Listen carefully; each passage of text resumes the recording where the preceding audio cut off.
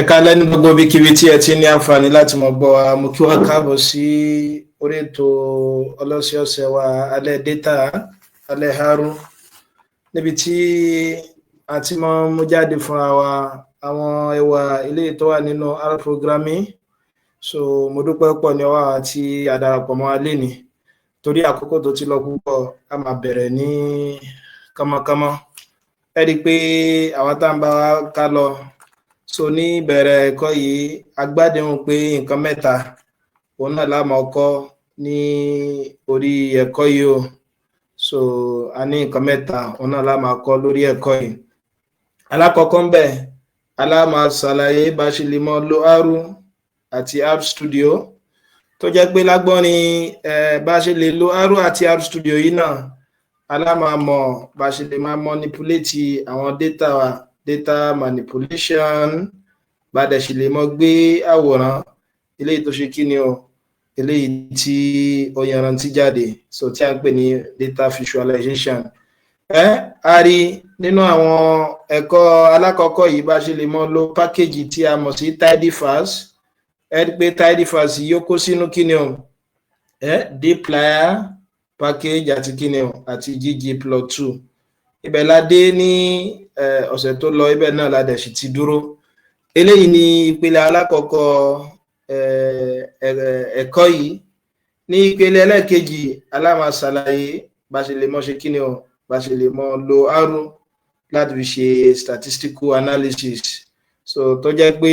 òun náà ni ìdí gbòógì tó yẹ pa fi ṣe kí ni o, tá fi bẹ̀rẹ̀ ẹ̀kọ́ yìí kó lè fi lè mọ̀ jàǹfààní fún àwọn tó yẹ pé a bá wà nílé ìwé gíga tá fẹ́ mọ̀ lo R láti fi mọ̀ analyze data wa. So tàbí àwọn tá fẹ́ mọ̀ lò láti fi ṣiṣẹ́, èyí yóò tá bá fẹ́ mọ̀ lò ń bẹ̀ ẹ rí pé yóò ṣàǹfààní fún wa. So mi wá fẹ́ ṣàlàyé lásán ní gbọ́rọ̀ gidi ipò kéna tẹ́ bá fẹ́ analyze data nǹkan báyìí lẹ́ẹ̀mọ̀ lò, torí inú àkíyèsí mi òun náà ni pé ọ̀pọ̀lọpọ̀ àwọn tó máa ń lo R pàápàá jùlọ tí wọ́n jẹ́ aláwọ̀kọ́ àbáwọn tó ń mu ní eréfèé, so ọ̀pọ̀lọpọ̀ lè mọ̀ bí ọ̀kọ̀ọ̀kan àwọn statistical analysis tools yẹn àbí statistical test, àwọn test ọlọ́kan ọ̀jọ̀kan tá a fi máa yẹ àwọn kíni o, àwọn tá a fi máa ṣe statistics bẹ́ẹ̀ lára rẹ̀ bíi t-test, ANOVA, regression, correlation àti bẹ́ẹ̀ bẹ́ẹ̀. Ẹlòmíràn mọ̀ ìgbà tí ọ̀kọ̀ọ̀kan nú wọn tó ṣe pàtàkì, ṣùgbọ́n nínú tá fẹ́ ṣe nínú ẹ̀kọ́ náà pé ká tiẹ̀ kọ́kọ́ mú láti ilẹ̀ gangan náà, pé náà pé irú àwọn data tá a rí tẹ́lẹ̀ yẹn, ibo làwọn data yẹn ibo ni wọ́n ti ń wá. Tá bá ní data yẹn, bóyá tá náà bá ní data tá gba data tó jẹ́ data àtàrà tiwa, ọgbọ́n la lè mọ̀ dá láti fi analyze ẹ̀. Ẹ rí pé nínú ìkan bí àwọn ẹ̀kọ́ bí 5 àbí àtìgbà tá ti bẹ̀rẹ̀ gan, nínú àlàyé tá a máa ń ṣe àbínú data tá a máa ń lò jùjùjù lára rẹ̀ náà ní kíni o, a ní Dangote data, lára rẹ̀ náà dẹ̀ ní kíni o, Logaf data. Ẹ rí pé méjèèjì yẹn láti ṣe kíni o, láti fi ṣiṣẹ́. Gbogbo tá a bá pè ní data kò túmọ̀ sí pé ó jábọ́ láti sánmọ̀. Ẹ rí pé data yẹn kò jábọ́ láti sánmọ̀, ibìkan ló ti ṣe kíni o, ibìkan ló ti ń wá. Dangote data ní ìsìn ó wá látọ̀dọ̀ Dangote, báyà gbogbo àwọn iṣẹ́ eléyìí tí wọ́n máa ń ṣe nílé iṣẹ́ kíni o, nílé iṣẹ́ Dangote ló fi wá láti bẹ̀. So gẹ́gẹ́ bẹ́ẹ̀ náà ni Logaf data, ẹ̀rí pé ó ń sọ̀rọ̀ nípa báyà bí àwọn akẹ́kọ̀ọ́ àtàwọn iṣẹ́ kọ̀ọ̀kan tí wọ́n máa ń ṣe ní Logaf data. Àwa náà lè mọ̀ ṣe kíni o, a lè mọ̀ rí data wa tàbí àwa náà lè mọ̀ ní data wa fúnra lára wa, pàápàá jùlọ báyà a bá fẹ́ ṣe ìmọ̀ ìjìnlẹ̀ kan àbí iṣẹ́ ìwádìí kan tí a pè ní research. Ẹgbẹ́ tá a bá fẹ́ ṣe iṣẹ́ ìwádìí tá a pè ní research, a ní béèrè kan tá a fẹ́ béèrè tí a ń pè ní research question tàbí hypothesis.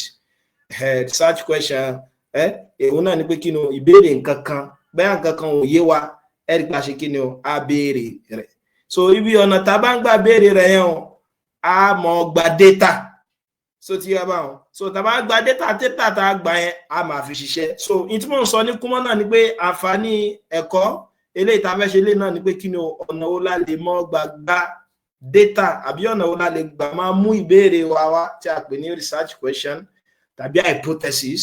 tàbá mú béèrè wá tàbá hypothesis yẹn o ọ̀nà ó láàmú ọgbà máa fi àwọn ìbéèrè wa yìí fi ṣiṣẹ́ láti fi mọ ṣe kíni o láti fi mọ gbé data wa jáde rí pé tàbá tí a ní data tó ń ṣe déédéé pẹ̀lú Dangote data eléyìí tá a ti ń lò sẹ́yìn tàbí logaf data eléyìí tá a fi ṣiṣẹ́ sẹ́yìn yẹn náà so ajá sí pé tá náà bá ti rí data wa a máa lo àwọn tá a ti kọ́ sẹ́yìn yẹn láti fi ṣiṣẹ́ bóyá a fẹ́ manipulate variable kan ni o tàbí a fẹ́ ṣe kíni o a fẹ́ lo àwọn data visualization wa tàbí àwọn statistical analysis lóríṣiríṣi lọ́lọ́kọ̀ ọjọ́ kan eléyìí tí a máa ṣàlàyé ní alẹ́ tòní gbé nínú ọ̀nà tá a ti mọ̀ pé tá a bá ní ìbéèrè yìí tí mo gbà lérò pẹ̀lú ìbéèrè náà ni pé kíni o research questions ni o ṣe pé ìbéèrè náà ni pé kí lórúkọ rẹ pé lè mọ́ túmọ̀ sí kíni o research question okay now ṣe pé ká pé bá mú béèrè kan wá pé ìjẹ́ àwọn tí wọ́n bá ń fi Yorùbá ṣàlàyé ẹ̀kọ́ arú fún wọn mọ̀ yege ṣe pé béèrè kan nìyẹn o pé àwọn tí wọ́n ń fi Yorùbá tàbí èdè abínibí ṣàlàyé ìmọ̀ arú fún tàbí ìmọ̀ ìṣirò fún wọn ó mọ̀ yege ju àwọn akẹgbẹ́ tí wọ́n ń fi kíni o èdè àdàmàdè tàbí èdè àtọ̀húnrìnwá láti fi kọ́ wọn ṣe pé béèrè kan lélẹ́yìí ṣe pé láti inú béèrè yẹn a lè fa hypothesis yọ so akáláṣe ọ̀pọ̀lọpọ̀ àwọn ọ̀gá wa wọ́n gbà wá níyànjú pé kíni o tàbá ní ó mọ́ da púpọ̀ pàápàá jùlọ nígbà yìí pé hypothesis tàbá pè gangan ní research question inter àti ìmọ̀ tá a fẹ́ wà ní so pé ọ̀dà ká kọ́kọ́ mú ní kíni o ká kọ́kọ́ mú ní béèrè so tàbá ní ìbéèrè bẹ́ẹ̀ bí research question bẹ́ẹ̀ àti wá gba àwọn data wa a ní àwọn data lọ́rọ̀kọ̀jọ̀ kan so nínú àwọn ọgbọ́n tó dópin tá a bá nínú data wa yẹn a lè fi mú kíni o a lè fi mú hypothesis yọ láti ibẹ̀ pé òkè náà àwọn tá a bá fi èdè abínibí tí a mọ̀ sí Yorùbá fi ṣàlàyé ìmọ̀ arú fún wọn mọ̀ gbọ́yé dáadáa so ti yé bá rí pé lọ́nà ọ̀nà tá a mọ̀ ní orílẹ̀-èdè wa tí mo mọ̀ pọ̀pọ̀lọpọ̀ sábà máa ń lo jùjù pàápàá jùlọ àwọn tá a bá ti lọ sí fásitì ní ọ so àwọn ilé ẹ̀kọ́ gíga kéékèèké bíi NCE tàbí polytechnic òun náà ni pé a máa ń lo questionnaire kò burú tá a bá ń lo questionnaire láti ṣe kíni o láti fi lè mọ gbà wọn data wa but ìmọ̀ lo questionnaire ó níbi tí agbára rẹ̀ mọ̀ kódà lọ́pọ̀lọpọ̀ gbà àwọn tá a bá ṣe kíni o àwọn tá a bá ṣe ìmọ̀ ìjìnlẹ̀ níléèwé gíga báyà àwọn tá a ṣe masters wa ní àbáwọn PhD wa ní ẹ rí pé wọ́n mọ̀ sọ lára nípa apá máa ṣe kíni o nípa apá máa lo questionnaire torí àwọn ìdí tó pọ̀ so tá a bá ń wá bí causality so causality yà ń pé bí nǹkan kan ṣe ń ṣe kí ló fà ìdí tí nǹkan kan fi ń ṣe questionnaire kò rọrùn fún so kò ní mọ yanrantí tó láti mọ lo questionnaire fún tó yẹ pé causality là bá ń wá yà ń pé báyà bí nǹkan kan ṣe ṣe bó lẹ̀ṣẹ̀ kan ṣe ṣẹ́ questionnaire ò rọrùn láti fi mọ̀ wá tá bá fi questionnaire wo àwọn ìbéèrè yẹn a lè rí àwọn èsì àbáwọn nǹkan tá à ń wá tán dáadáa gẹ́gẹ́ bẹ́ẹ̀ ṣe mọ rí àwọn àlàyé yẹn so ti yé wa so nínú àwọn àbùjẹ̀ǹjẹ̀kùn tó wà nínú ká máa lo questionnaire náà ni pé kí ni o à ń pè kankan ní expressive responding so ti yé expressive responding náà ni pé kí ni o tẹ́ ẹ bá ń fún yàn ní questionnaire ẹni tẹ́ ń fún ó lè mọ ṣègbè tí a mọ̀ sí biased ó lè wà biased tí bá ń dáhùn questionnaire yẹn bí a gẹ́gẹ́ bí àpèjúwe ní ìsìn ẹ̀rí pọ̀ mọ̀ ṣẹ́yìn ní miabi wọ́n wá ń béèrè ìbéèrè ẹ bá ẹlẹ́fẹ́ wọ́n mọ iṣẹ́ ìwádìí kan wá òun náà ni pé bóyá kí ni o ṣé iṣẹ́ ìlọ ẹ kí léèwé fásitì onímọ̀ nǹkan ọ̀gbìn tó fẹ́ gbé wá tí a mọ̀ sí Federal University of Agriculture ṣé iṣẹ́ ìlọ ẹ̀kọ́ wà ní àbísákí ẹ dákun gbàtẹ́mi ṣe ọmọ àlè ẹ dákun tẹ́ bá fún mi nírú questionnaire kí ni mo ṣe ẹ rí pé ibo ni màá máa ṣe kí ni o ibo ni màá máa ṣe màá máa roko sí ọ̀dọ̀ ara tèmi tẹ́ bá fẹ́ ni tó jẹ́ ọmọ Ṣakí náà kí làwọn náà mọ̀ ṣe o wọ́n mọ̀ roko yẹn sọ́dọ̀ ara tiwọn òun náà là ń pè ní expressive responding òun náà ni pé kí ni o ká mọ̀ dáhùn kankan lọ́nà tó jẹ́ pé a máa fi sọ in tó wà náà wa expressive responding ni so ti bá wọn nínú àwọn àpẹẹrẹ míì tó lè fi yé wa yékéyéké òun náà ni pé kí ni o nígbà tá à ń ṣe ẹ̀kọ́ masters wa so máa wà lọ́dọ̀ ọ̀gá mi kan láàárọ̀ ọjọ́ kan so ibi tán ti ń dá mi lóhùn lọ so wọ́n sá send the survey kan sí wọn káàkiri bí questionnaire àtàtìmọ̀ yẹn náà wọ́n send the questionnaire yẹn sí wọn so wọ́n bá ní kí wọ́n mọ dáhùn questionnaire yẹn mo sá nínú ìyàlẹ́nu tó ṣe mí jọ yẹn náà mo wá rí pé ọ̀gá wọ́n kàn mú strongly disagree strongly disagree strongly disagree strongly disagree ẹ mọ̀ nínú ọ̀gá mi ní Saki ni o so nínú tí ó yà yẹn lẹ́nu náà ni pé kí ni o strongly disagree báwo mo bá béèrè ipe kí ni o kí ló fà tó fi jẹ́ pé fi mú strongly disagree ó ní Gafari má wọrí so ìdí ni pé wọ́n ń béèrè ìbéèrè tó jẹ mọ́ wẹ̀víárísìmù wa ọ̀nà báwọn ṣe lè túmọ̀ ṣètọ́jú wa sí dáadáa so nínú àwọn béèrè tí wọ́n ń béèrè wọ́n á ní sókè sí àti tọ́jú yín tó àbá àti tọ́jú yín tó mọ́ àmú pé èké wọn ì tí tọ́jú wa tó wọn ò tí tọ́jú wa tó wọn ò tí tọ́jú wa tó so that kí wọ́n lè fi kún ìtọ́jú tí wọ́n ṣe yẹn ẹ rí i pé ègbè tí a mọ̀ sí bias kò ti wọ̀ bẹ́ẹ̀ so nínú àwọn tí kí ni o nínú àwọn tí àwọn àbùjẹ̀ǹjẹ̀kù tó wà fún questionnaire yẹn làwọn olùmọ̀ ní wọ́n fi sọ pé kí ni o tá bá fẹ́ wá bí nǹkan ṣe ń ṣe bí ẹ̀sẹ̀ ṣe ń ṣẹ́ questionnaire ò dáa tó láti fi mọ́ lò fún so ti akálàṣe bẹ́ẹ̀ ní ìsìn mo bá fẹ́ mọ iye nǹkan kan bẹ́ẹ̀ ní ìsìn òkè náà iye àwọn èèyàn mélòó ni ó dìbò fún ẹgbẹ́ alábùrẹ̀dà nínú ìbò tó ń bọ̀ ní Ondo ṣe ìgbéró eléyìí nísìn èèyàn mélòó la fẹ́ mọ̀ àkànlè kà wọ́n so wọ́n sọ pé irú àwọn eléyìí pé questionnaire ni so ti yé báwọn ṣùgbọ́n tó lágbára ju questionnaire lọ tí mo fẹ́ mọ ṣàlàyé lénìí tí mo dẹ́ ń rọ̀ wá tó yẹ pé tá a bá ń lo ẹ̀yin gan mọ̀ pé n tó lágbára jù náà ni òun náà là ń pè ní kíni o psychological experiment so ti báwọn psychological experiment psychological experiment yìí o ọmọ lágbára pọ̀ kódà nínú àwọn ọ̀nà tá a máa ń gbà mú ẹ̀rí àtòrí nínú psychology à ń pè kankan ní kíni o hierarchy of evidence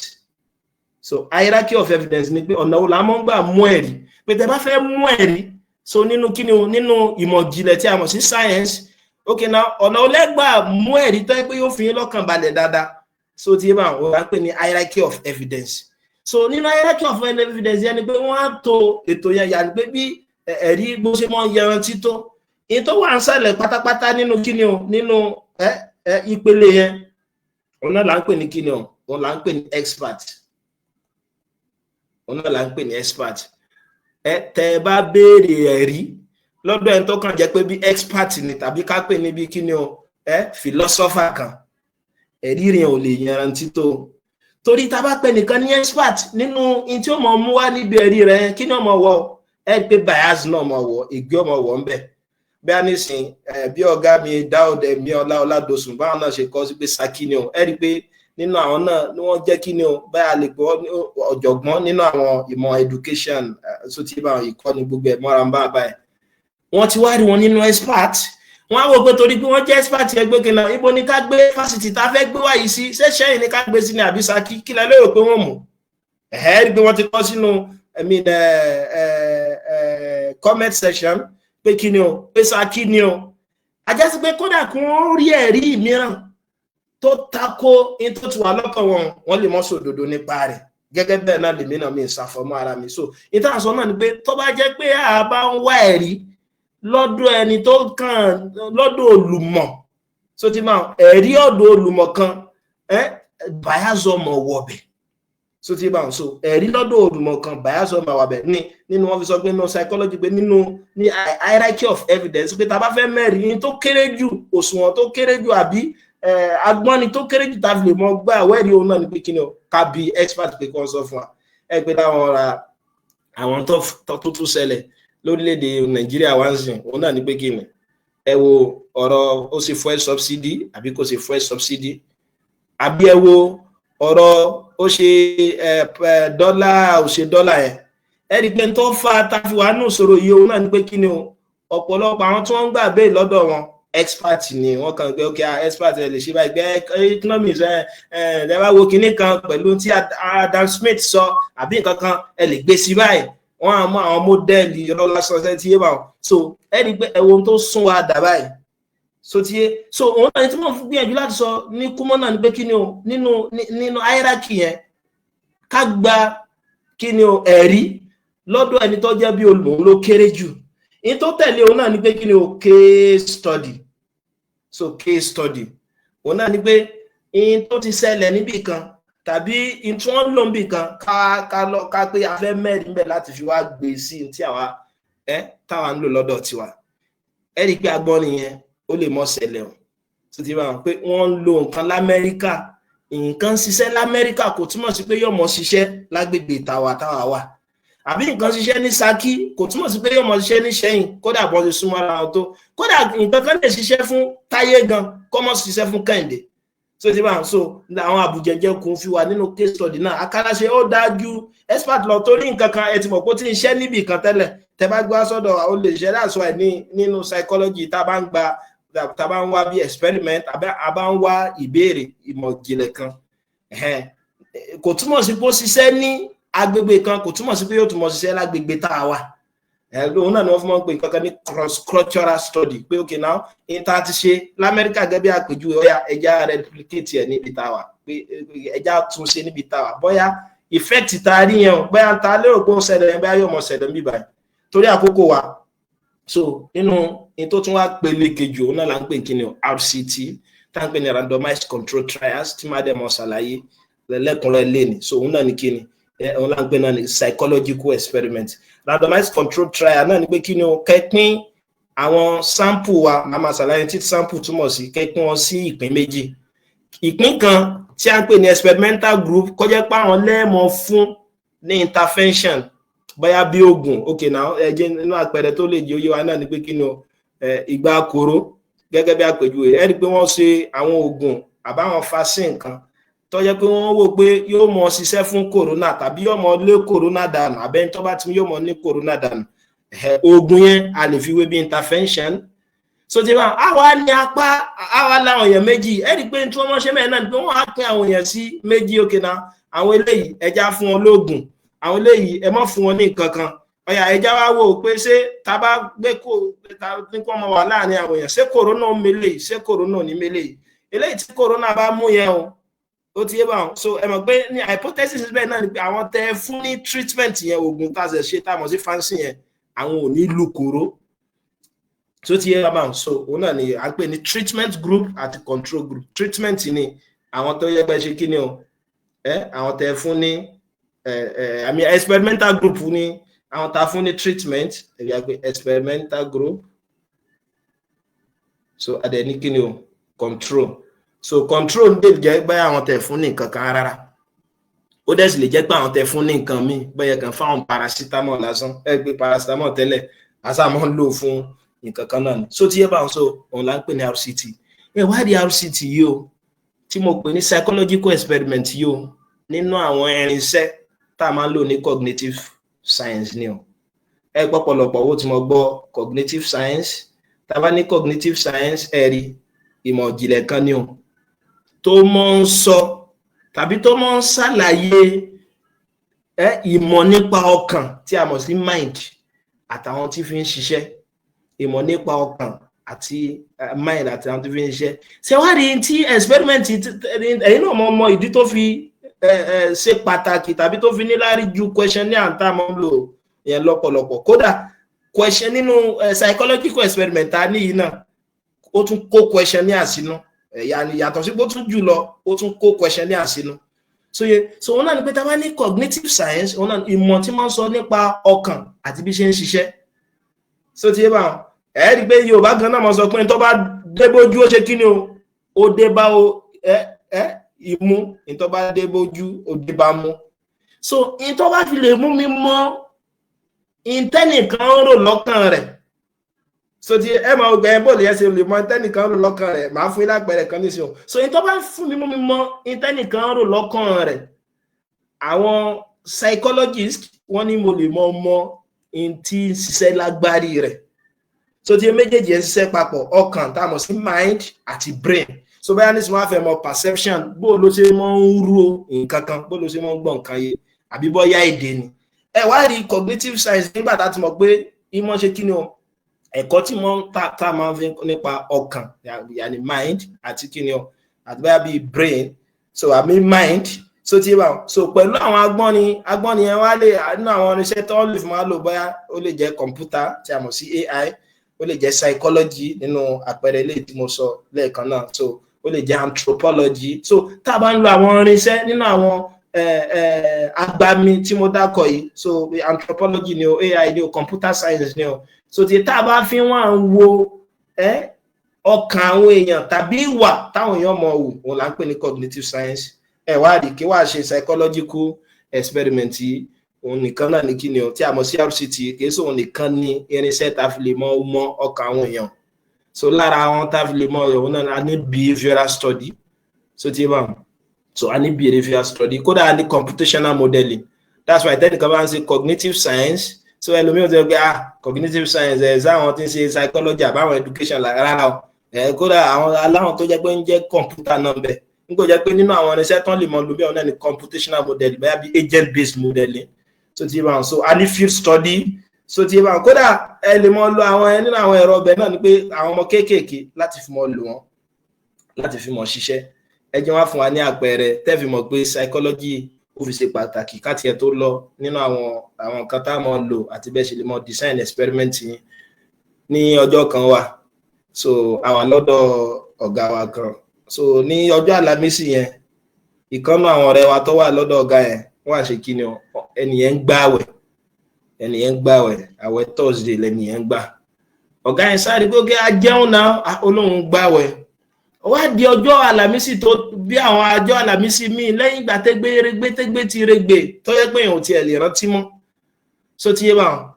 ẹnìyẹn sáà ni ó ti wá sọ pé jọ Thursday lẹ́nìyẹn so kí n tó lọ bẹ̀rẹ̀ ń gbé àwọn tó wá tẹ̀lé nìyẹn lọ́jọ́ ẹgbẹ́ gbogbo ọjọ́ Thursday àtọjọ́ Monday ẹni yóò kò lè mọ́ gbààwẹ̀, gbogbo ọjọ́ Thursday àti Monday ẹni yóò lè mọ́ gbààwẹ̀. So ó wá di ọjọ́ Thursday ọ̀gá àwọn ti wá sọ láì tí ẹ sọ fẹ́ nìkankan, ó wá ní lágbàgbà ó sì jẹ́ ápù yìí, ẹni ò dẹ̀ gbààwẹ̀ ń jọ yẹn, ẹni wá jẹ́ ápù.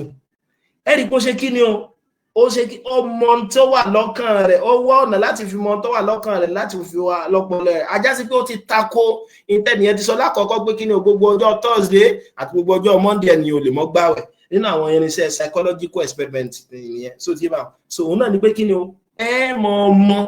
tàbí ẹ mọ̀ béèrè nǹkan kan, ẹ mọ̀ wádìí nǹkan kan tí ń ṣẹlẹ̀ bóyá nínú ọkàn àbí agbárí èèyàn kan ni o, láì jẹ́ pé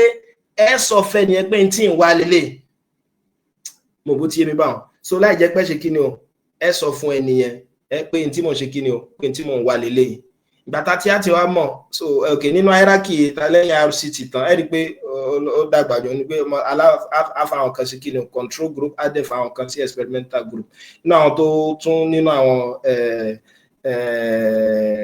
tó tún wà lókè jù tó tún pọ̀ ju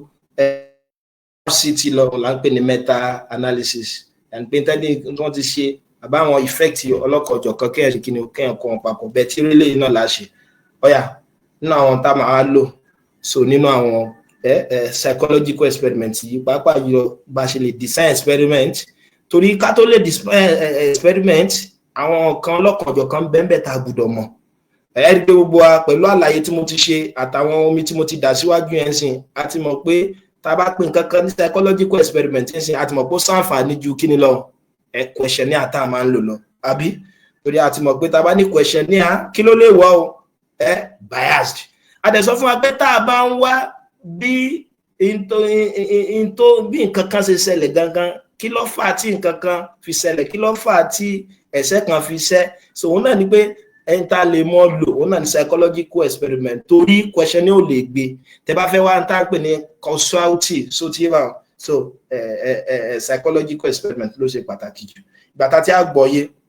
náà tá a máa lò ń bẹ̀ òun náà ní ẹ̀pá tá a pè ní kíni o aláwọ̀kọ́ ń bẹ̀ là ń pè ní kíni formulate problem.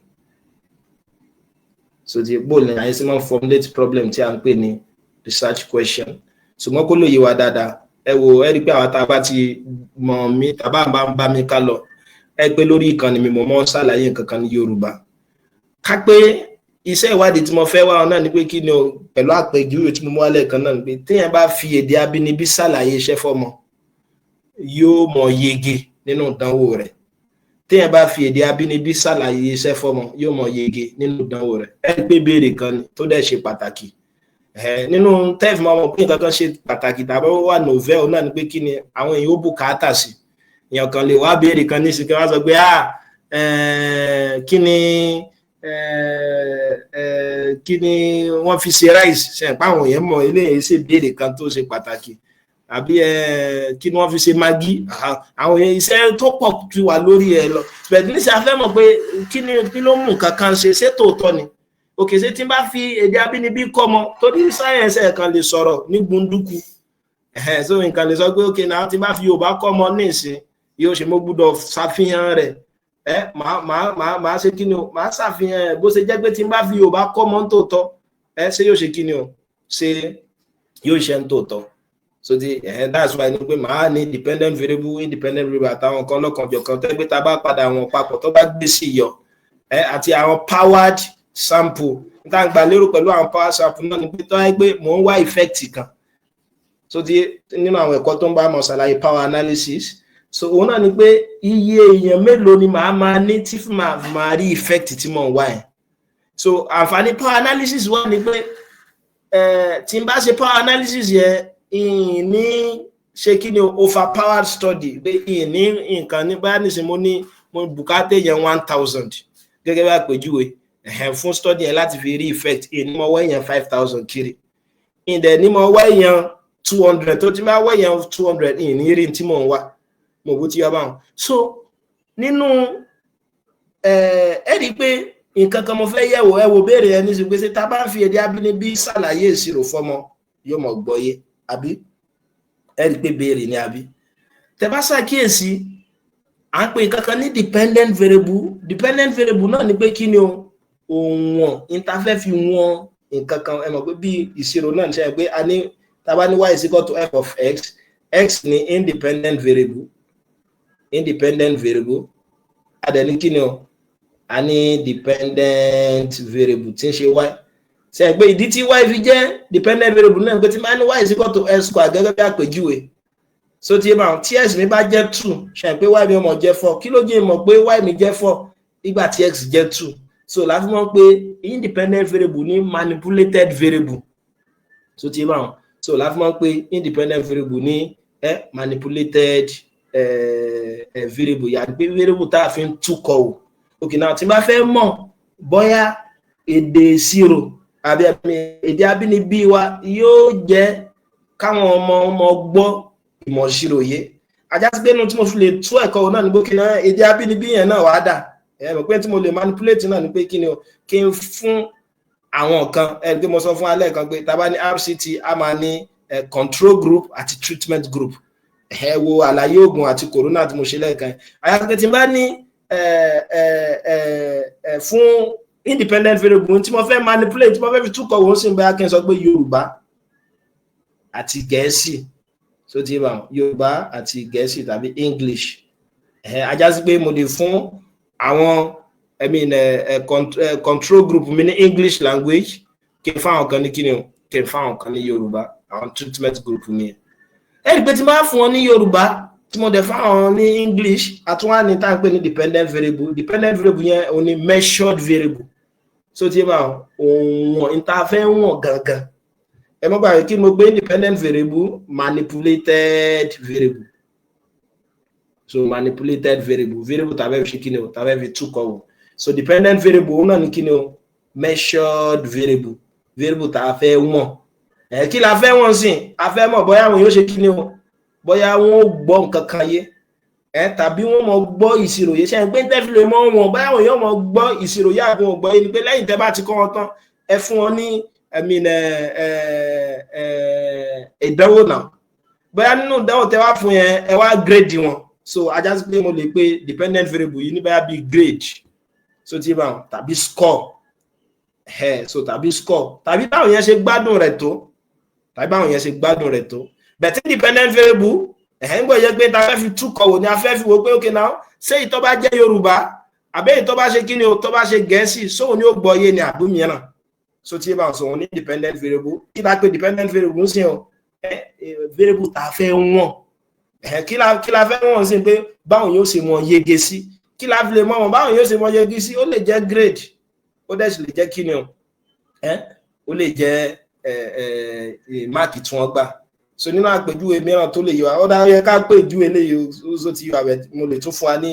àpẹẹrẹ mìíràn so ẹ rí i pé ajá sí pé ìbéèrè mi lè sìn so tẹ bá fẹ́ design experiment ẹ gbọ́dọ̀ kọ́kọ́ ní ìbéèrè kan kí ni question one sìn question one náà ni pé kí ni àwọn tá a bá ń fi èdè abínibí ń kọ́ wọ́n mọ̀ yege ìbéèrè ni ó yẹ kó ṣe pàtàkì ó gbọ́dọ̀ wà so tí báyà àwọn kan tí ì ṣe é rí tàbí táwọn kan tiẹ̀ ti ṣe tẹ́lẹ̀ ẹ fẹ́ fill gap torí inú tí mo fẹ́ ká ṣe lọ́pọ̀ ní kíní náà ni pé so màá padà fún wa níṣẹ́ àmúrelé tí ó jẹ́ láàbù wa lọ́sẹ̀ tó náà ni pé kíní àwa náà lọ wá ìbéèrè kan wá ó lè jẹ́ táwa náà ti ń ṣe tẹ́lẹ̀ tàbí ẹ̀yin náà kan ronú tó wà lágbègbè wa so tí ẹ̀yin náà kan ronú tó wà lágbègbè wa báyà ẹnìkan ó tún fẹ́ sọ béèrè nísìnyí pé kíní àwọn ọmọ LAUTECH tí wọ́n bá gbé lọ sí Ìṣẹ̀yìn àwọn ọmọ LAUTECH tí wọ́n bá gbé lọ sí Ìṣẹ̀yìn ṣe pé campus kan ti wà ń Ìṣẹ̀yìn pé àwọn ọmọ LAUTECH tí wọ́n bá gbé lọ sí Ìṣẹ̀yìn wọ́n mọ yege ju àwọn tó bá wà ní main campus lọ èyí ìbéèrè ni a lè fẹ́ yẹ̀ wò náà a lè fẹ́ yẹ̀ wò ọ̀yà táwọn lè sọ independent variable mi ó jẹ́ ń bẹ̀ hàn independent variable mi ó jẹ́ kí ni variable tí mo fẹ́ fi túkọ̀ wò ó sìn ajá sí pé mo lè ní àwọn ìpín àwọn ọmọ akẹ́kọ̀ọ́ méjì àwọn tó ṣe kí ni o àwọn tó wà ní Ìṣẹ̀yìn campus àtàwọn tó ṣe kí ni o àtàwọn tó wà ní Ògbómọ̀ṣọ́ campus so tí bá so kí ni màá fi mọ̀ tí màá fi yẹ yege wọn wò ní tí mo fi yẹ yege wọn wò yẹn báyà mo fún wọn ní nǹkan kan kí wọ́n ṣe ni o àbí mo fún wọn ní máàkì kan àbí mo fún wọn ní question kan ni ẹ rí pé question ní ó wà lá nínú kíní ẹ̀ báyìí so làwọn ọ̀jọ̀gbọ́n fi wọ́n sọ pé question ní àgangan náà ó wà nínú psychological experiment náà ó kó sínú subset rẹ̀ ni so tí bá so àtìmọ̀ ẹgbà àtìmọ̀ béèrè ń sìn àtìmọ̀ research question bá sì lè mọ̀ àmọ̀ dependent variable gẹ́gẹ́ bí measured variable tá a fẹ́ wọ̀n so tí bá independent variable náà ní kí ni variable tá a fẹ́ fi túkọ̀ wò tá a ń pè ní manipulated variable so tí ẹ̀yin náà mọ̀ ronú rẹ̀ lẹ́tọ́rí tí ó jẹ́ láàbù náà ní pé ẹ̀yin náà mú béèrè kan wá nínú béèrè tẹ́ mú àwọn kí ni ó jẹ́ independent variable yín kí ni ó dẹ̀ mọ̀ jẹ́ dependent variable yín so nínú àwọn tí wọ́n fẹ́ ká gbọ́yé so tó sábà máa ń fi fa wàhálà lọ́pọ̀lọpọ̀ ọgbà wọn náà là ń pè ní kí ni o confounds so tí bá wọn so confounds ẹ̀rí confounds variable yìí o òun náà làwọn factor kan àbí variable kan tó jẹ́ pé ń kọ dí wa láti ṣe kí ni o láti rí intern wa hàn gangan ẹ jẹ́ fún alápẹ̀rẹ̀ ní ìsìn ẹ rí pé kò tọ́ lásán àbí kò túmọ̀ sí pé mo kàn ní àwọn tí mo kàn káwọn student kan jọ mo wá ní kí wọ́n mọ wo fídíò tá a ṣe ní Yorùbá àbá káwọn student kan jọ kó mọ wo fídíò tí wọ́n ṣe ní Gẹ̀ẹ́sì ṣe pé tàbá kàn kó wọn jọ báyẹn so ti conference lè wà nínú conference tó wà náà ni pé bóyá gbogbo àwọn tí mo kó jọ mo kàn lọ mọ àwọn ọmọ Èkó wá bóyá nísìnyí mo fẹ́ mọ ṣàyẹ̀wò àwọn ọmọ Èkó àtàwọn ọmọ Ìṣẹ̀yìn ṣe pé nítorí sábàbọ̀ náà ni pé àwọn tó bá wá láti bí Òkè Ògùn àtàwọn tó wá láti Èkó àwọn tó wá láti Òkè Ògùn yẹn yóò bá wọn yóò yanrantí ju àwọn tó wá láti kíni lọ àwọn tó wá láti Èkó lọ so tí bá kàn mú gbogbo àwọn tó wá láti Èkó tí máa ní mo fún wọn ní Yorùbá lẹ́yìn ìdàkejì náà ni pé àwọn tó wá láti Èkó náà wọ́n mọ gbọ́ Gẹ̀ẹ́sì ju àwọn tó wá láti Òkè Ògùn lọ so tí bá wọn so ó mi pé tí bá kàn tí bá gbèrú nǹkan báwọn wá tí n bá lọ rí pé òkè náà àwọn tí wọ́n wá láti tí wọ́n ta fún ní Yorùbá yẹn wọ́n yege ju àwọn tí wọ́n kẹ́kọ̀ọ́ yẹn ní èdè Gẹ̀ẹ́sì lọ ṣe pé ó lè mọ́ túmọ̀ sí pé èdè ta fún wọn yẹn o tí a mọ̀ sí independent variable yẹn o ta fi túkọ̀ yẹn òun ló fà tí wọ́n fi yege ṣẹ̀ràn kó lè fà tó lè fi fà ni pé bóyá tẹ́lẹ̀tẹ́lẹ̀ òun gbọ́ Yorùbá ẹ ti jẹ́ tiẹ̀ báwọn tàbí àìgbọ́ Yorùbá àwọn Èkó ló fà tó fi jẹ́ pé àfiṣe kí ni o àfirí ń bẹ̀ yẹn ẹ dákun ṣe gbọ́ yé tàbí nínú àwọn kan mí nínú àwọn kan mí tẹ́ fi lè mọ ní tí ó fi yàtọ̀ sí ti Yorùbá náà ni pé kí ni o tíṣà tó bá ń kọ́ àwọn student ká pé ní tíṣà kan ló kọ́kọ́ kọ́ àwọn èèyàn ní Yorùbá so tí bá tíṣà mi ló kọ́ àwọn ẹlòmíì ṣe pé tí àwọn student kan tó bá yege ju àwọn mìíràn lọ ó lè mọ́ túmọ̀ sí pé èdè yẹn ló fà ó sẹ́mọ̀dí tí òfin ní túmọ̀ sí èdè yẹn ló fà tó láwọn teacher yẹn wọ́n lè mọ́ dọ́gba ní ìmọ̀ sẹ́tígẹ́tẹ̀ báwọn so wọ́n lè mọ́ dọ́gba ní ìmọ̀ tá à ń sọ ní kúkúrú náà ni pé conference yóò mọ́ kọdí wa láti rí n tàn wá òun gangan so variable tó ń kọdí wa yàtọ̀ tó correlate mọ́ dependent variable àti independent variable tó ń kọdí wa láti rí n tàn wá yẹn gangan wọ́n là ń pè ní kíni o dependent wọ́n là ń pè ní conference wá rí láti lè rí n tàn wá yẹn àgbùdọ̀ mọ́ yọ conference kúrò ń bẹ̀ nínú àwọn ọ̀nà tá a lè gbà yọ conference kúrò ń bẹ̀ náà ni pé ká ṣe kíni o ká tiẹ̀ yọ kúrò ń bẹ̀ pátápátá n ti ń fa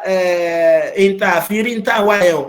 ká yọ kúrò ń bẹ̀ pátápátá ṣe pé náà tá a lè fi yọ kúrò ń bẹ̀ náà òkè náà ẹ sọ fún tíṣà kan náà bẹ́ẹ̀ ẹ sọ fún lúgàfù pé òkè lúgàfù ọ̀tọ̀ ṣàlàyé ẹ̀ Yorùbá ìwọ náà ni ó ṣàlàyé ẹ̀ ní Gẹ̀ẹ́sì ṣe pé nísìnyí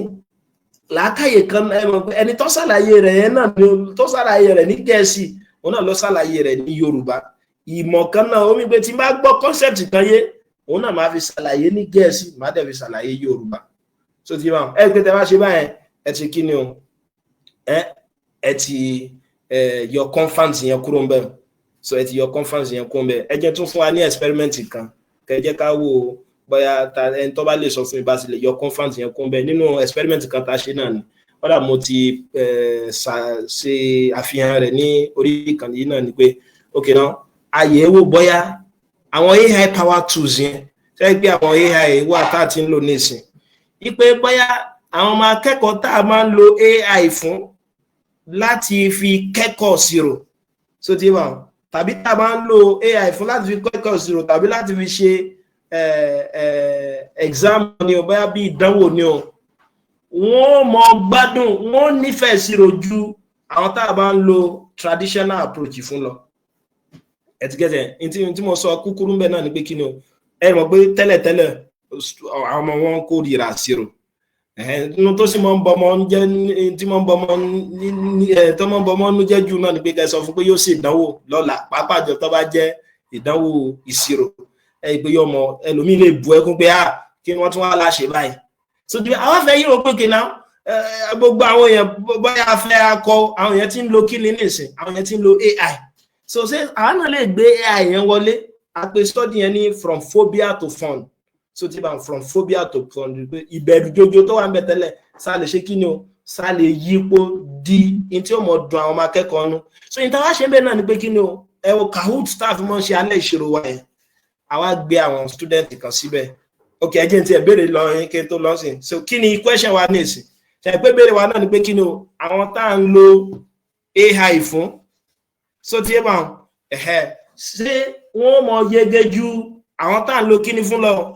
tá à ń lo traditional method fún yàgbé àtàwọn tá à ń fi AI kọ́ tàbí a fẹ́ fi AI ṣèdánwò fún ọ ṣé wọ́n nífẹ̀ẹ́ ṣírò tàbí ṣé wọ́n mọ̀ fẹ́ láti ṣe ìdánwò lọ́jọ́ iwájú so tí ẹ bá òun ni ẹ ok now tó bá jẹ́ pé béèrè nìyẹn táwọn lè sọ independent variable fún mi táwọn lè sọ dependent variable fún mi ṣẹ̀gbá ti sọ fún wa pé independent variable òun náà ni pé manipulated variable tá a fẹ́ fi túkọ̀ o táwọn lè sọ independent variable yẹn nìsín ọ̀yà a lè gbé sórí bẹ́ẹ̀ ni ẹ ṣe wọn ọ̀jọ̀gbọ́n instead of taking them from Ìṣẹ̀yìn and Lagos ká máa wọn èèyàn méjèèjì bẹ́ẹ̀ ni ọ̀nà tá a fi lè kojú conference ìbéèrè tí mo mú lákọ̀ọ́kọ́ yẹn náà ni pé ká máa wọn group méjèèjì nílùú kan náà instead tá a fi mú kan lẹ́kọ̀ọ́ àti ìkan ní Ìṣẹ̀yìn torí a ti mọ̀ pé gbogbo àwọn ọmọ Ìṣẹ̀yìn ẹ lè fi gbọ́ Yorùbá wọn dọ́gba pọ̀ máwọn tó wà lẹ́kọ̀ọ́ àwọn tó dẹ̀sí wà lẹ́kọ̀ọ́ náà ìgbọ́ Gẹ̀ẹ́sì wọn ẹ lè fi dọ́gba pọ̀ máwọn tó wà ní Ìṣẹ̀yìn tàbí Ṣakí wọ́n gbé ìbojú àwọn tó wà ní ilé lọ́nà so nípa eléyìí tí mo sọ fún wa pé ṣé àwọn tá a bá lo AI tools yẹn fún irinṣẹ́ AI bíi Kahoot yẹn pé ṣé wọ́n mọ̀ yege ju àwọn tá a bá lo traditional approach fún tí mo gbà lérò pẹ̀lú traditional ni pé bí paper and pencil ó ké pé ẹ̀yin ẹ fi paper and pencil ẹ fi ṣe exam Kahoot yẹn náà ni pé ẹ̀yin lo Kahoot tá a máa ń lò lálẹ́ ìṣirò yẹn ẹ̀yin fi ṣe exam àwọn onímọ̀ jẹ́ independent variable wa ọ̀gá mi ẹgbìyànjú ẹlẹ́ẹ̀kan sí independent variable kí la fẹ́ manipulate ń bẹ̀ yẹn interfere manipulate yẹn ní independent variable so ti bá òun náà ni pé kí ni o Kahoot versus AI òun náà ni independent variable Kahoot versus AI so ti bá Kahoot àti AI òun náà ni independent variable so no irọ́ dependent ìkọ́ ni traditional so ti bá méjèèjì ó mi pé independent pé tẹ́ bá ní independent variable méjì variable tá fẹ́ manipulate ni òun náà ni AI àti traditional tẹ́ bá fẹ́ manipulate ẹni pé okay now sáwọn tó wà ní AI ṣé wọ́n mọ dọ́gba pẹ̀lú àwọn tó wà ní traditional ẹ wá àpèjúwe tá mú wá níbi tí àwọn tá bá ń fi èdè Yorùbá ṣàlàyé ìmọ̀ ìṣirò fún kí ni independent variable wà ń bẹ ṣe pé èdè ni yàní pé òun la manipulate òun la fi túkọ̀ wò so tí wọ́n yes bẹ́ẹ̀ ni AI versus traditional ṣe pé nínú tí ìmọ̀ lo èdè abínibí wa fi ṣàlàyé ìṣirò yẹn ṣe pé àwọn tó jẹ́ independent variable wa náà ni pé Yorùbá versus English òun náà ni pé tó bá ìtẹ́fẹ́ pín sí méjì tẹ́fẹ́ fi mọ̀ yàtọ̀ tó wà láàrin àwọn méjèèjì yẹn tó ń sọ yàtọ̀ tó wà láàrin àwọn méjèèjì yẹn òun náà ni independent variable yín ọ̀yà nínú àpẹẹrẹ tí corona tí mo fún alẹ́ kan táwọn lè sọ independent variable tó wà ń bí òun ọ̀nà tá fi máa mọ̀ ni o variable tá fi túkọ̀ ọ̀yà odò àgbáyà àpàdà lọ sí Zoom ọ̀dà bó wọn rọ̀gbọ̀ jù máa mọ̀ ọ̀yà nínú àpẹẹrẹ tí corona tí mo fún alẹ́ kan kí ni independent variable bẹ̀ ọmọ jẹ́ kí ni independent variable ọmọ jẹ́ tán rí káwọn èèyàn sọ̀rọ̀ so independent variable mi corona náà ni pé kí ni àwọn tá a fún ní vaccine titun tá a ṣe ṣe yàní pé irú oògùn tá a fún wọn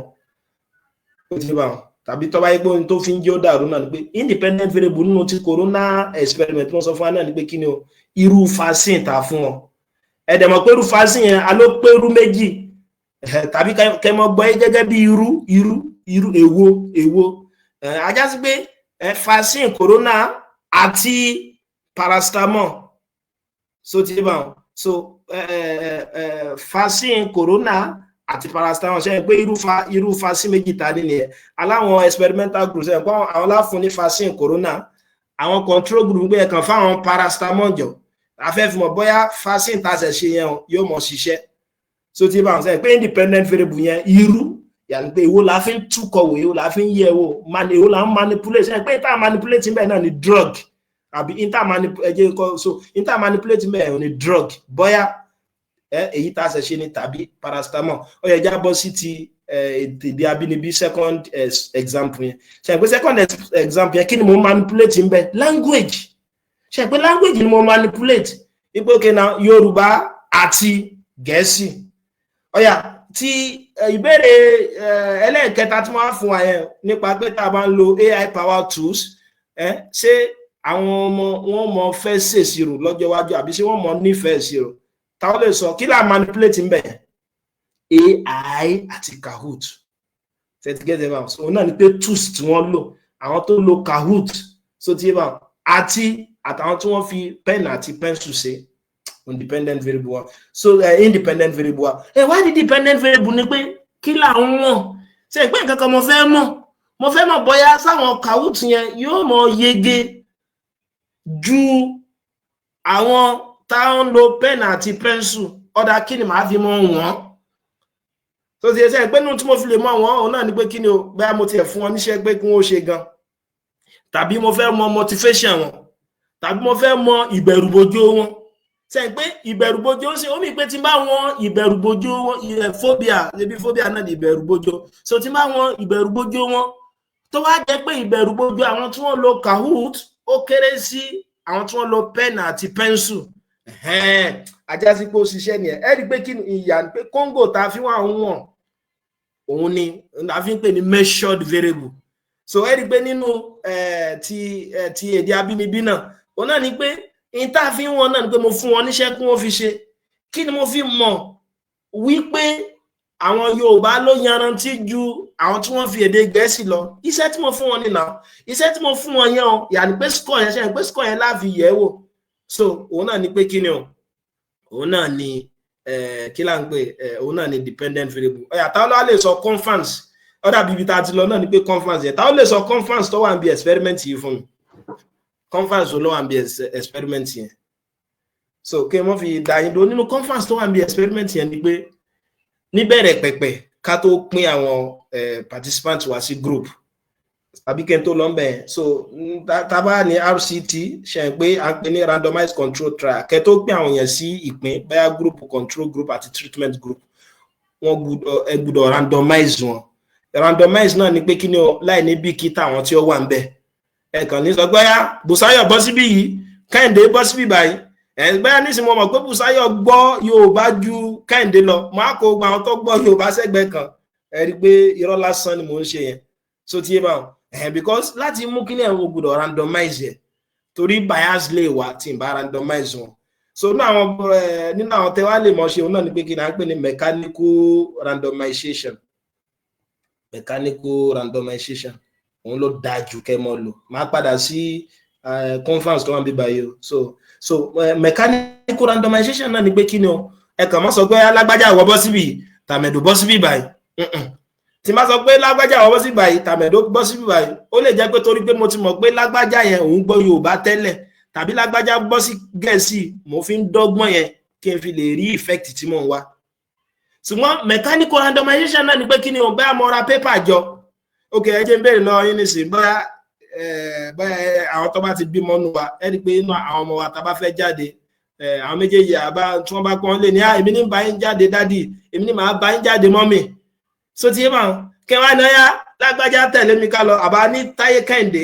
wọ́n á ní okay now dádì èmi ní màá bá yín jáde, ọ̀hán ní Kẹ́hìndé ká lọ, sínú Táyé ó dùn, tó ẹ ti ṣàbòsí nìyẹn. So ti nínú tẹ̀lé mọ́ ṣe mechanical randomization àbí tẹ̀lé mọ́ ṣe bẹ́ẹ̀ náà ní kí ẹ lè ṣe múje, ẹ wá ra paper méjì lọ má lọ, tẹ bá ra róbóróbó tẹ jù sílẹ̀, ajá sí pé tó bá mú lọ ó lè mọ́ lọ, má lọ ó lè mọ́ lọ. Ẹ ti gẹ́tẹ̀ bá ṣe pé ṣé wọ́n ní ẹ ṣàbòsí mọ́, ṣe pé ẹ ṣàbòsí mọ́ nìyẹn. Inú mechanical randomization tẹ̀lé mọ́dún náà ní pé ẹ lè mọ́ ṣe múje báyẹn náà wípé náà ìwọ tó bá ti mú Kahoot mo wà ní Kahoot, tàbí ọyá yìí tẹ wà lẹ́gbẹ́ yìí. So ti eba so ní mechanical randomization ló dá. So inú ọ̀nà mìíràn tẹ́ lè gbà ṣe mechanical randomization irú tèmi ń lò lẹ́nujọ́ mẹ́ta yìí náà ni pé kí ni o, ẹ lè lo kí náà ń pè ChatGPT wa. Ṣe pé ChatGPT tẹ́ bá fún wọn lórúkọ àwọn kan, ẹ kàn lè pé bá ń gbé àwọn ènìyàn sí group méjì. Ṣe pé kì í sẹ́yìn lẹ ṣe, kò dẹ̀sẹ̀ nìkan tí ó mọ wá fún yín lọ́rùn pé àbẹ́ ṣe kí ni o, àbẹ̀wà bias so ti eba so ẹ mọ lo mechanical randomization. So conference tó wà náà experiment ni pé ìgbà tá ti gbé wọn sí group yẹn mechanical randomization láti pín àwọn kan sí Kahoot group àti traditional group. Mo sọ fún wa pé traditional group náà ni pé àwọn tó ń fi pencil àti paper tó ń fi ṣe exam wọn. Kahoot ni àwọn tó ń ṣe exam wọn lórí Kahoot. Àwa kọ́kọ́ fún wọn ní nígbà tá pín wọn síbẹ̀ yẹn tán, àwa ṣàlàyé iṣẹ́ tá fẹ́, iṣẹ́ tí ìbéèrè tá ẹ mọ̀ pé ní exam ni wọ́n fẹ́ ṣe àbí iṣẹ́ tí ìbéèrè yẹn fẹ́ dá lé lórí, àwa àkọ́kọ́ fún wọn náà, àkọ́kọ́ ṣàlàyé rẹ̀ lérèfé. Nígbà tá ṣàlàyé lérèfé, gbogbo wọn ló wà ńbẹ̀ o, gbogbo wọn ṣe á wà ńbẹ̀ tán, àbá fún wọn níṣẹ́ yẹn. Ní tó tún ṣẹlẹ̀ ń jẹ́ náà ni pé àtàwọn tó wà ní Kahoot àtàwọn tó ń lo pen àti pencil wọ́n tún jọ wà ní kíláàsì kan náà. Ẹ ti gẹ́tẹ̀ báwọn. Kí ni conference tó wà nínú study yẹn? Kí ni conference wo? Conference méjì ti wà ńbẹ̀ o. Ta ó lè sọ conference méjì tó wà ńbẹ̀. So torí nígbà tí mo ṣe kí ni ìgbà tá wá ṣe ta analyze data wa, ìgbà tá lo wá láti fi analyze data tá rí ńbẹ̀, tá measure phobia, àwa rí pé kò sí yàtọ̀ láàrin àwọn méjèèjì. Ajá ti pé ìgbúdọ̀ tí sọ tán pé kò sí yàtọ̀ láàrin àwọn méjèèjì. In tó ń fà tí ò fi sí yàtọ̀ láàrin àwọn méjèèjì, ṣe pé ó lè jẹ́ pé torí pé mo kó wọn sí kíláàsì kan náà. Ẹ̀dẹ̀ mọ̀ pàrọ̀ tí máa ń lo Kahoot nígbà jẹ́ pé òun wà competitive, àwọn èèyàn máa mọ́ gbà ihò táwọn èèyàn ó yẹn ó lè mọ nílapa lára àwọn tí wọ́n lo paper àti pencil náà, tí wọ́n fi ní mọ̀ pé bá bèèrè lọ́dọ̀ wọn táwọn ò fi mọ̀ sọ pé má ti dùn náà mo fẹ́ wá bẹ́ẹ̀, torí pé àwọn náà ti gbọ́ in tí wọ́n ń ṣàlàyé ní gúrùpù Kahoot. So ajá sí pé nínú ọ̀nà tẹ́lẹ̀ lè ṣe náà ni pé láti ẹ̀ ti mọ̀ pé bóyá ń tẹ́ ń wá yẹn ó ṣiṣẹ́ àbí kò ṣiṣẹ́, ẹ̀yà àwọn méjèèjì. Ṣe ẹ̀gbọ́n náà tí mo fi lè eliminate conference yẹn bẹ́ẹ̀ náà ni bókè náà kẹ́ ń kó àwọn tí wọ́n lo Kahoot sí kíláàsì kan, kẹ́ ń kó àwọn tí wọ́n lo paper àti pencil kẹ́ ń kó wọn sí kíláàsì kejì. mo bẹ gbọ́ àlàyé yékéyéké báyìí so ṣe pé nínú ọ̀nà tá a fi yọ conference tó wà níbi abínibí ẹ ṣeun ọ̀jọ̀gbọ́n Dáúdù òun náà ní pé kí ni o ẹ má wọn student ní ibì kan náà ṣe pé ní òní jẹ́ ṣe kí ni o ní òní jẹ́ fàjà inú àwọn conference kan tí mo tún wá rí náà ní pé kí ni àìrípa ní máàkì wọn dọ́gba so nínú tá a fi hàn pé inú tí máàkì wọn fi dọ́gba náà ní pé kí ni o ala kọ́kọ́ ṣàlàyé síwájú ká tó fún wọn ní béèrè so àlàyé tá a ṣe yẹn o sí bẹ̀rẹ̀ ká tó fún wọn ní béèrè yẹn ó lè ní lápánu tí wọ́n gbà torí student ti gbàgbé exam tẹ́lẹ̀ phobia náà ni pé kí ni nínú exam ṣé tá bá fẹ́ ṣe exam tẹ́lẹ̀ ṣé wọ́n kọ́kọ́ sọ fáwọn yẹn pé kí náà yá ẹ̀yìn yẹn iṣẹ́ tí wọ́n gbé jáde ní o ṣe pé ṣé tí wọ́n máa sọ pé iṣẹ́ tí ń gbé jáde ní o ṣe pé yín o ṣe exam mọ́ so ti ajá sí pé a lè tún attribute gbígbà tí wọ́n gbà dáadáa ikọ̀ méjèèjì yẹn pẹ̀lú pé kí ni o pẹ̀lú pé àkọ́kọ́ ṣàlàyé síwájú rẹ̀ ọ̀nà ọ̀la lè gba yọ conference yẹn òun náà ni pé kí wọ́n mọ́ ṣàlàyé nǹkan kan fún wọn kódà ẹ mọ́ sọ fún wọn pé wọ́n ṣe exam tó tẹ́ bá sọ fún wọn pé wọ́n ṣe exam ẹ ti kọ́kọ́ gbà wọn jẹ́ kan pé okay ọ̀yà a fẹ́ ṣe nǹkan kan fún yín a fẹ́ perform experiment kan kódà kò ní wà nínú máàkì yín ẹ wá fún ẹ pé wọn sí group yẹn pẹ̀lú mechanical randomization ẹ dẹ̀ béèrè tó ń fẹ́ fún wa kódà questionnaire yẹn ó lè kó sínú ń bẹ̀ nígbà yẹn pé yàtọ̀ sí yẹn so lẹ́yìn pé àwọn element yẹn náà gbé àti ní dependent variable àti ní independent variable àdẹ̀ ní àwọn kíni so tí a bá sì mọ yọ àwọn confounds yẹn kó ń bẹ báyẹn so níta bá ti rí bọ́n fa confounds a máa ṣe kíni o a máa yọ wọn kúrò ń bẹ so a máa yọ wọn kó ń bẹ ọ̀nà àkọ́kọ́ náà ni pé kíni o a lè mọ yọ wọn directly ọ̀nà kejì náà ni pé kíni ẹ lè mọ wá ọgbọ́n báyá nínú àwọn ìbéèrè mìíràn ẹ wo irú eléyìí tí mo nínú study eléyìí tá ṣe yẹn àwa ní experiment 2 torí náà àwọn ọ̀nà tó gbajúgbajà tó mọ́ ń lò nínú study ìsìn ẹgbẹ́ ẹ̀lẹ́mọ́ ráwọn ẹlòmíín tó yẹ pé lórí pépà kan tẹ́ ń ka yẹn wọ́n lè perform experiment 10 ń bẹ̀ tàbí jù bẹ́ẹ̀ lọ kódà 20 ń bomi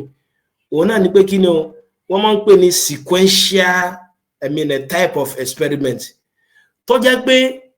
èsì tí wọ́n bá rí náà experiment kan ẹgbẹ́ experiment aláàkọ́ sí a ní teacher kọ́kọ́ ṣàlàyé experiment ẹlẹ́kejì yẹn àwa yọ teacher kó ń bẹ̀ ṣe pé ń taari ní experiment 1 àlọ́fà ta fi yọ teacher tó ń kọ́ wọn yẹn kúrò ní experiment 2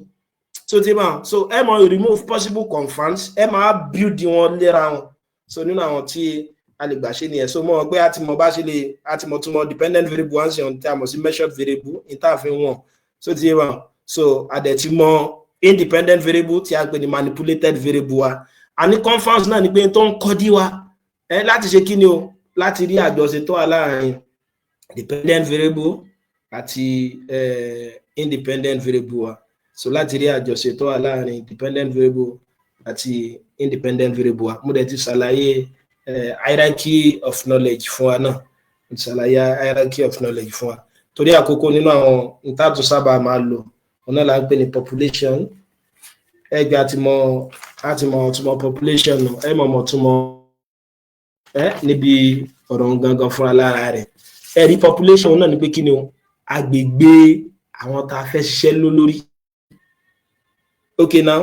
ṣe pé nínú study tó ń sọ nípa pé tá a bá fi èdè abínibí kọ́ mọ ṣé wọ́n mọ yege ju àwọn tá a bá fi èdè Gẹ̀ẹ́sì kọ́ lọ population wa lè jẹ́ gbogbo àwọn ọmọ tó wà ní secondary school iléèwé girama ṣe pé nínú gbogbo yà pé àgbáyé bí population ṣe a lè fi wé gẹ́gẹ́ bí Nàìjíríà so tí ma population lè dà gẹ́gẹ́ bí Nàìjíríà so sample òun náà ni subset population àwọn díẹ̀ nínú population wa so population dà gẹ́gẹ́ bí a lè sọ pé bí àgbáyé so ajá sí pé population fún study alákọ̀ọ́ ti Yorùbá yẹn ó lè jẹ́ kí ni o ó lè jẹ́ àwọn tí wọ́n ṣe kí ni o gbogbo àwọn ọmọ girama àwọn ọmọ sùkúù àwọn ọmọ iléèwé girama àwọn ni population wa so mo á lè mú sample gẹ́gẹ́ bí wọ́n ṣe sọ lẹ́ẹ̀kan pé bóyá bí àwọn ọmọ iléèwé tó wà ní Ṣẹ̀yìn tàbí kí n mú bóyá bí àwọn ọmọ márùn ní skul kọ̀ọ̀kan so ti bá so sample size wá ní iye gbogbo ìròpọ̀ yẹn tá bá débi power analysis yẹn máa túmọ̀ ṣàlàyé lẹ́kùnrẹ́rẹ́ níbẹ̀ so olóyè Dáúdù wọ́n ní kí a ṣàlàyé dependent àti independent variable lẹ́ẹ̀kan sí so gẹ́gẹ́ mo ṣe sọ lẹ́yìn ìgbà tá a bá ti mọ̀ béèrè wa tán so ti bá wọn variable tá a fẹ́ manipulate láfi mọ ìbéèrè wa yẹn òun là ń pè ní independent variable manipulated variable tá a fẹ́ fi túkọ̀ o so ti variable tá a fẹ́ fi túkọ̀ o òun ní independent variable ẹ wo tẹ́ bá ti ń gbàgbé mọ́ rántí àpèjúwe mẹ́ta tí mo ṣe fún wa yẹn nípa ti coronavirus ẹ rí pé drug òun náà ni à ń manipulate ẹ rí pa ní drug méjì báyìí so ti bá corona drug àti bí paracetamol ṣe pé fún treatment group òun la lo corona fún control òun la lo kíni o òun la lo paracetamol fún so bẹ́ẹ̀ tá bá ní dependent variable in tá fi wọ́n so ti bá variable tá wọ́n láti fi ṣe kíni o láti fi mọ àjọṣe tó wà láàrin àwọn independent variable wa